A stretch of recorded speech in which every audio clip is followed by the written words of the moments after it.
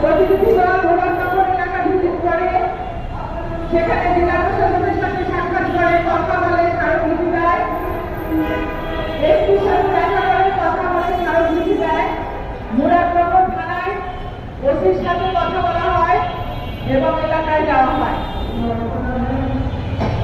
যখন এই প্রতিনিধি দল এলাকায় গিয়েছে, আমরা আমাদের এই ভাষণে শোনার এই গল্পটি আমরা পাইনি, তাদের বাড়ি তালাবদ্ধ ছিল।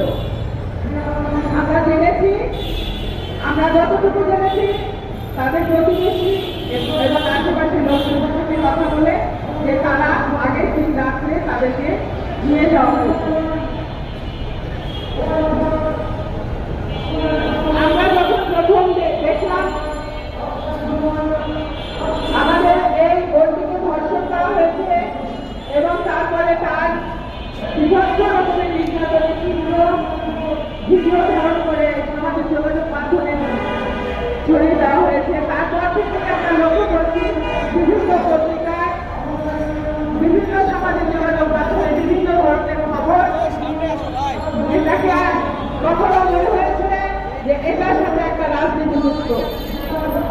আমরা লক্ষ্য করছি নারী নির্যাতনের ঘটনা একটা রাজনৈতিক ভাবে সেটাকে দেখা হচ্ছে, অথবা কোনো রাজনৈতিক সহিংসতার ঘটনায় একটা নারীকে নির্যাতনের মাধ্যমে তাকে সাবজেক্ট করা হচ্ছে।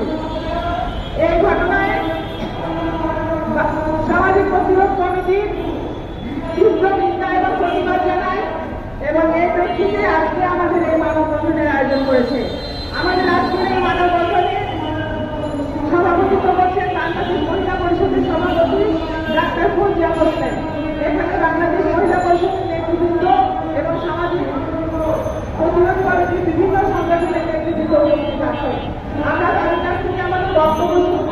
আমি আহ্বান জানাচ্ছি, গতকালকে আমাদের এই প্রতিনিধি দলের পরিদর্শনে ছিলেন বাংলাদেশ মহিলা পরিষদের সমাজ কল্যাণ সম্পাদক সুমাইরা খাতুন, তাকে বক্তব্য প্রদানের জন্য।